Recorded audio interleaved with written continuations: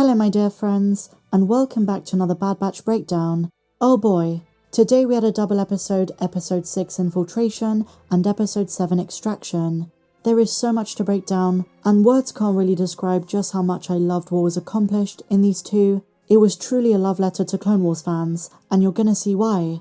I'm also really digging the synergy between the various seasons. So much of seasons 1 and 2 come back to be very important in the third.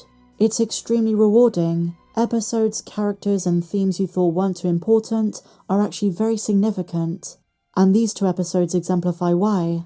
I was both very surprised but excited. Our episode begins on Pantora. Captain Rex and his clone crew are helping Senator R.V. Singh of Raxus Secundus, if you remember in the first season, meet up with Riyo Chuchi, who appeared in the second. She was all about clone rights, and she's the one who requested the meeting in the first place. She wants to discuss some kind of alliance, some kind of unity, which might seem strange, but let me explain. As her work against the Empire continues, it's not only the rights of clones that she's focused on, but she's also working with the early rebel movement and Bail Organa. And part of the early formation of the Alliance was meeting with former Separatists. Former members of the Republic who opposed the Empire realize they have common ground with former CIS members such as Senator Singh. So it's in the interest of the rebel movement to strengthen their fight against Palpatine, to find common ground, and we're seeing some of that political unity of traditionally opposing factions coming together in this show, and it could connect to Andor Season 2. I've often said Riyo Chuchi is a perfect candidate to make that transition to live action, so let's wait and see. But this setup is very important, and I think it's going to come back to be significant even in this show. It's a very wise move from Senator Chuchi. I'm really loving these early negotiations as part of the earliest forms of the rebel movement. And just as we saw in Season 2, many Separatists weren't as evil and corrupt as the likes of Newt Gunray or Count Dooku. They ultimately wanted peace and prosperity for their worlds. That's it. R.V. Singh and his protocol droid GS-8, who re-emerged in this episode, opposed Imperial occupation of Raxus, understandably. I reckon it was Echo who put Senator Singh in contact with Rex. But now moving on my dear friends, on Pantora, a clone assassin similar to the one from Season 2 was out to get Senator Singh. But as discovered by Captain Rex and his clone crew, after they capture him and take him back to base, on his data puck, on his list, was not just the Senator but also Omega. And this causes Rex to contact Echo, Hunter, and the rest of the batch. Important to note is that Rex's new base of operations is on Teth, a planet first introduced in the 2008 Clone Wars movie. As we know, it has connections to Asajj Ventress, who is set to appear later this season.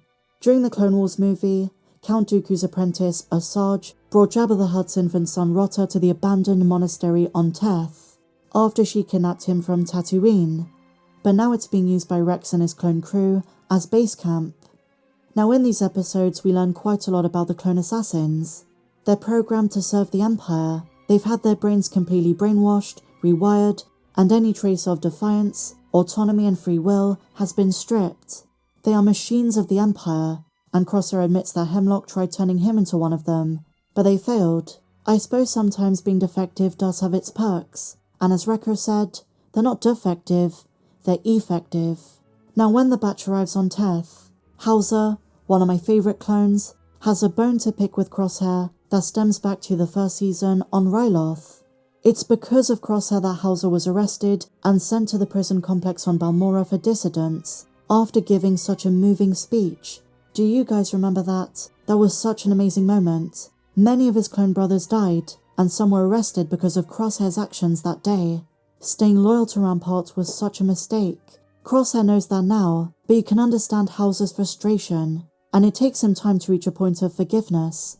But I think he gets there. That comes later in the episode in the Forest of Teth, as they're all moving towards the rendezvous extraction point. Crosshair tells him loyalty was always important to him, but with the Empire, that wasn't reciprocated, and that's why Crosshair appears so different. As I've said before, Rex's entire clone salvation movement is based on forgiving clones for their actions, even if at first they remained loyal to the Empire and they've made mistakes. All that matters is their brothers, their clones. This is an olive branch Rex even extends to the clone assassin, before they realise he's brainwashed, and it's far too late. Before Echo departs Teth, He gives Omega a new energy crossbow, the same one from the Season 3 poster, and when she asks him where he got it, he replies he's made a few very interesting contacts across the galaxy. I can't help but feel this is another example of something that is just a throwaway, that comes back to be very significant later on. Echo's come across a lot of folks, in his adventures with Rex, on personal missions. So, who is he referring to? And why is it such a secret? But let's just put a pin in this for now. They omitted who Echo got it from for a reason, I think. We'll see if it comes back to be important later. Maybe. You never know. So now let's get to the juicy bits. The Empire tracks down the clone assassin and location of our heroes. There is a tracking chip in these experimental assassins, and so they deploy a new one from Tantis. In addition, a second Imperial party is sent for infiltration by none other than Commander Wolffe. If you watched the video I put out yesterday, you'll see the timing was perfect. I was talking about Wolffe's salvation quite a bit, an old friend of Rex from the Clone Wars, who not only survives the events of Star Wars Rebels later on, but probably well into the New Republic. It was Gregor who died in Rebels, but both Rex and Wolffe should still be alive by then. And let's talk about Wolffe's appearance in this episode for just a moment. He's a clone who unfortunately bought into the idea that the Empire is good. He's bought into the propaganda that the Empire is everyone's best interests at heart and wouldn't dare do something like experiment on clones. But Rex's words had an impact. Wolffe let them go. And now he's starting to doubt everything he's been told. He's starting to see clones as his brothers. And very soon, I'm sure he's going to join the likes of Rex, Fireball, Nemik, Gregor, and Echo, and be part of the movement. It appears to me that Wolffe has been shielded from the realities that others like Rex and Crosshair know all too well. I love the confrontation, the music, the emotion, the sadness almost. But Wolffe is one of the ones that turns good. The seeds of doubt, and seeing the authority that Rex holds, made Wolffe realise there is truth to it. And soon, I imagine he's going to call for Rex to help him make a daring escape. And don't you guys just love how well animated the Bad Batch is? It gets better every season, and to see another favourite from the Clone Wars make that jump was nothing short of amazing. And if you can't tell, I loved these episodes. But the most important aspect, which I've saved for last, Omega. Omega's secret purpose. When Rex was questioning Omega and Crosshair, Omega mentions she knows about the M count, but none of them know what it means. Captain Rex knows the word, probably from Anakin and serving the Jedi during the war, but they're not sure what it means. We can't expect the clones to know what midichlorians are, and why they're so important to Palpatine at this time. We as the audience understand, but they don't. And at the end of the episode, Captain Rex tells Hunter it's imperative they find out what makes Omega so darn special to the experiments, which of course is the fact her body is perfect for cloning without any M count degradation, but there is more to it. That is something very apparent teased by Dee Bradley Baker, Michelle Ang, Jennifer Corbett, and was teased at the end of this episode. She's going to ask a question at some point in the next few episodes on Pabu. I need to know what I am. And I wonder if they find out but they don't want to tell her. I'm so enthralled as to where the season is heading. 10 out of 10 for both episodes. I can't believe I'm saying this, but I think this is some of my favourite Star Wars ever. The best, or some of the best, of the animated show so far. And as I say, they're rewarding fans who sat through the first 2 seasons, which were amazing, but this one is just next level.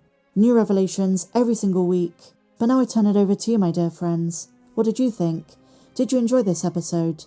If you did, or if you didn't, let me know down below. And if you enjoyed this breakdown, please be sure to give me a big fat thumbs up, subscribe if you're new, and also, if you enjoy my daily videos, please consider becoming a patron from just $2 a month. The link is down below.